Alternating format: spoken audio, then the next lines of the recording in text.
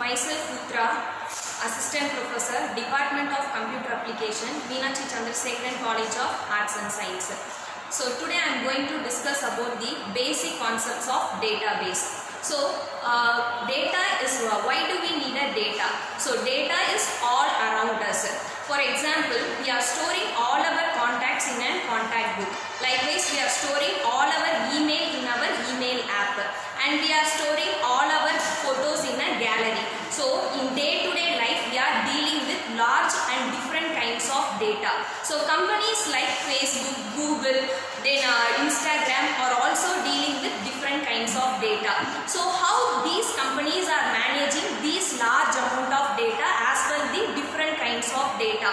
So how these companies are managing their customer database and customer details, their vendor details, their email things, how they are maintaining all these different kinds of data.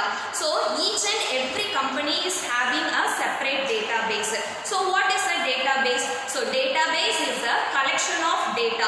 So why we want a collection of data means whenever we are doing any kind of things in our day-to-day life, we are facing with lot kinds of data. So database is a collection of data which is organized in a particular way. So this organized data can be accessed, managed, and it is updated. So as well, the database is also called as collection of tables. So how we are doing this organization means we are doing all our data in an organized way. So how this organization is doing means we are organizing all these different kinds of data in a particular tables. So that we are calling it as database is a collection of data which is organized in a particular way. So next the concept is DBMS. So DBMS is database management system, which is often called as DBMS. So DBMS is a software which handles the storage, retrieval and updation of the data. So let's move on to the topic. As I said earlier, so data is a building block of database management system. So data is a collection of facts such as numbers, measurements, observations. These things are called as a data. So next slide. So now the data, when we talk about the data, we want to learn about the different types of data. Usually the data is classified into two types. One is qualitative data and another one is quantitative data. So qualitative data means whenever we are describing some information in the form of descriptive type, then it is called as qualitative data. Whenever we are describing anything in the form of numerical methods means then we call it as quantitative data. So next slide. Here I am having some of the examples to make the more knowledge about the qualitative and quantitative data. So here I have given one picture. My object is a dog. So here I am explaining my object with both quantitative and qualitative data. First, how I am describing my object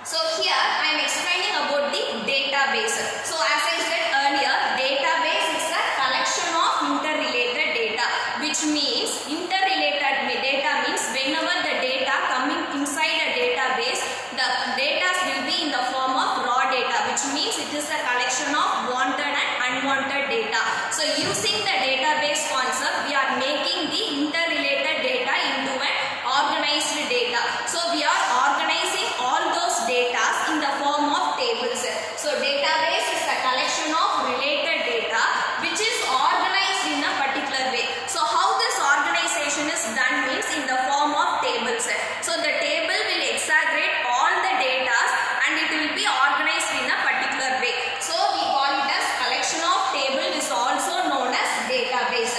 So next is database management system. So database management system is a software which always manages the storage, retrieval and updation. When I make it clear about DBMSs, whenever the data is getting into the database, it should be organized and it is stored in the database. So once it is stored means it should be retrieved. Whenever the data is needed means that should be retrieved. And if the retrieval process is done correctly means then we want to update the data. So how we want to update the data? Whenever the data is updating, then and there means we have to take the data which is stored in the database and then we want to update those data. So some of the basic process that is happening in the DBMS is store the data. First we want to store the data. How to store the data? The data will be in the form of interrelated data. So we want to make that interrelated data into an organized way. Then only we can store the data in the database. So first we want to do the storage of data inside the database. So once the storage is done means we want to move to the visualization of data. So why we want to visualize the data? Whenever the data is stored inside the database, first we want to verify whether the correct data is stored in the database or whether the data which is correctly given by the user that is stored in a database. Likewise, we want to verify whether the data is correctly stored in the database. So for verification process, we want to visualize the data. Once the data is visualized means then we want to access the data. So how we want to access the data? So for what purpose we want to access the data?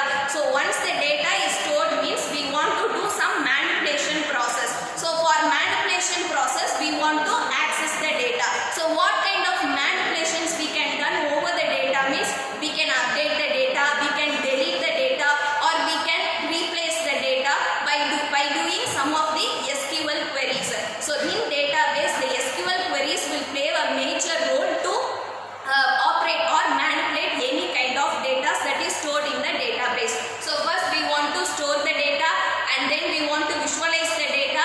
After that we want to access the data. So while accessing the data we have to do many manipulation using SQL queries. So for example a database is having a table with 4 or 5 fields. So I want to only retrieve the register number of the student means using the SQL query I have to do only the selection process of particular register number in the particular table. So only that particular field should be selected from the table. After that manipulations of data like functions like aggregate functions, many of the functions are used over the query to manipulate the data. Next slide. So next slide. So in this